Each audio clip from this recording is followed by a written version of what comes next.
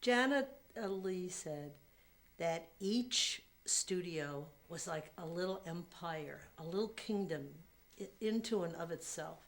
And that since we're doing it from the point of view of the actors and the actresses, that you couldn't get in a fight with Louis Mayer and walk over and be hired by Jack Warner. As competitive as they were, they had this unwritten law that they wouldn't succumb to that, you know. So she was talking about how L.B. Mayer was somebody who just lived that business and knew and controlled between Mayer and Howard Strickland. They controlled your life. Of course. And it was a small group to control, right? They were the pater familia. And this was a carryover, I think, from the old country. And they treated all of us like children. And they had things like suspension. If you didn't do something they wanted you to do, they would put you on suspension. And before Olivia de Havilland took it to court, they could keep you on suspension, meaning unemployable in perpetuity. And I remember when I was at 20th Century Fox, used to call it Penitentiary Fox, that they wouldn't give Monroe a dressing room on the set. The reason why? It might go to her head. In other words, don't let the children think that they're too important, otherwise they'll be difficult to handle. And I remember when she married Arthur Miller, and the guy who wouldn't give her the dressing room, Zanuck, said, you're the one that teed her off. You bring her back. And she made him get on his hands and knees and beg before she came back to 20th Century Fox. But it was a continual battle, and they felt they owned you. Now, Louis B., I knew quite well, but Judy and Mickey, and Judy I knew since she was Judy Gum, and she sang with the Gum Sisters. She was 12 years old, and I was 14. And they did naughty things then, because I can remember the doctor supposedly, after these kids would work night and day doing these long scenes and these musical numbers, and as they were rehearsing for the next movie, and the doctor finally told L.B. the story I heard, that he said she has to, Judy simply has to have a couple of weeks off. She just is absolutely, and he said, Doctor, I believe in democracy, I believe in the capitalistic system, and I believe that you have a right to do what you want with what you own. I own Judy Garland. She'll be at work Monday morning. It may be apocryphal, but that kind of gives you the image. It's not cruelty so much as I own you. And then, of course, I think, as I love Judy, I've did tributes for her, she was a darling lady. But they just worked her almost to death, and I'm convinced that a lot of that drug thing came as a result of that. So it was a strange time. By the same token, these same people, autocratic people, would take a youngster and give him all the advantages, like Rock Hudson, Tony Curtis, at Universal, and teach him how to walk, how to talk, how to fight with a sword, how to ride a horse, how to dance, and develop them into a big star. But it was just you had the dichotomy of the two things pulling in both directions. The main thing was you belong to us, and don't have any illusions of grandeur. You belong to us. And do you think that there were certain people who were better able to cope with it? I mean, it's my opinion that Judy Garland, with the help of her own mother, was much more vulnerable than, for instance, Lana Turner, because we used to hear that Lana Turner would, Mr. Mayer would start to weep, won't you please, and she was like, it seemed as though she had a little bit more,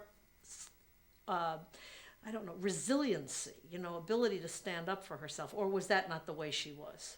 Lana, I knew, I took her out a couple of times. A beautiful girl. Different story entirely with Judy. Judy was one of the Gum Sisters, and she was a pro, and she was used to performing and working 7 days a week, and heaven knows how many shows a day. So working hard wasn't the point. But it was just conditioning-wise, she had to do all that dancing, which Lana didn't do the same kind of shows. But Judy and Mickey kept that studio door open, and Mickey's still a survivor. But again, Lana, I never got into that kind of a motion picture, I think, where she had to work that hard. I don't think that she she ever worked like Judy did, because those kids just did those musical numbers and they just, anyway.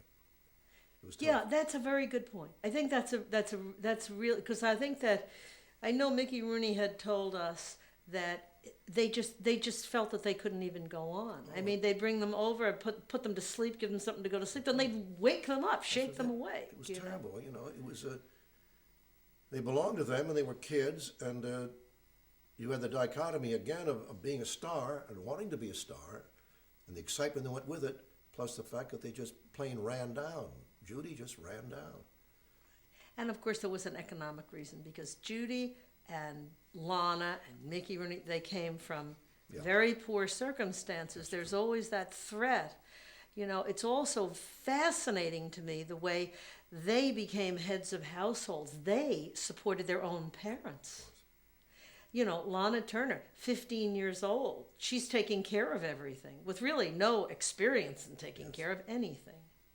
And also you've got going way, way back to Jackie Coogan making all that money, and then of course the family taking and blowing all that money, so you wound up with nothing, where they passed the Coogan law, as you know, so that child performers can no longer have their money taken away from them like that. Well, the thing that's interesting is that there's a great quote where Judy, I think Liza Minnelli told me that Judy Garland was very crazy about Artie Shaw. It seems a lot of people were. And when he went off and eloped with Lana, she called him up and she said, "I know that she's beautiful, but isn't it like sitting in a room with a beautiful vase?" And I thought that might be a very, I mean, for somebody, and they were very good friends, Judy and Lana. They lived next door to each other.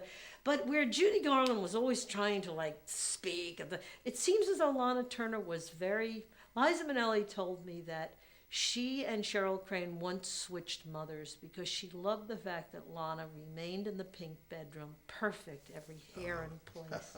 Everything so under control, supposedly, you know, from the point of view of the child.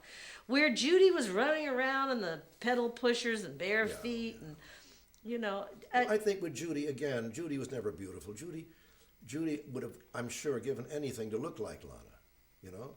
And by the same token, I don't know about Lana with Judy's talent, but I mean, Judy was over the rainbow. I mean, that was a girl that you saw, and she never really, even like Deanna Durbin. I did a first movie with Deanna Durbin.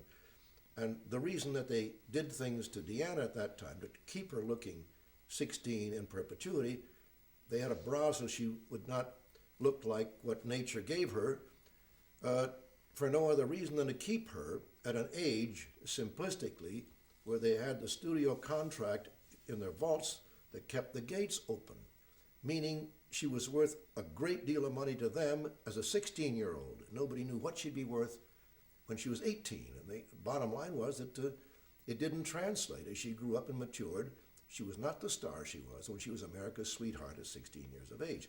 So this is, talk about manipulation. This is the way the studios worked. They can even take the breasts away from a woman. They can do whatever they want. You know, in retrospect, it sounds shocking, but it has nothing to do with shocking. It has to do with dollars and cents and banking and keeping the studio fluid. And that's the way she goes.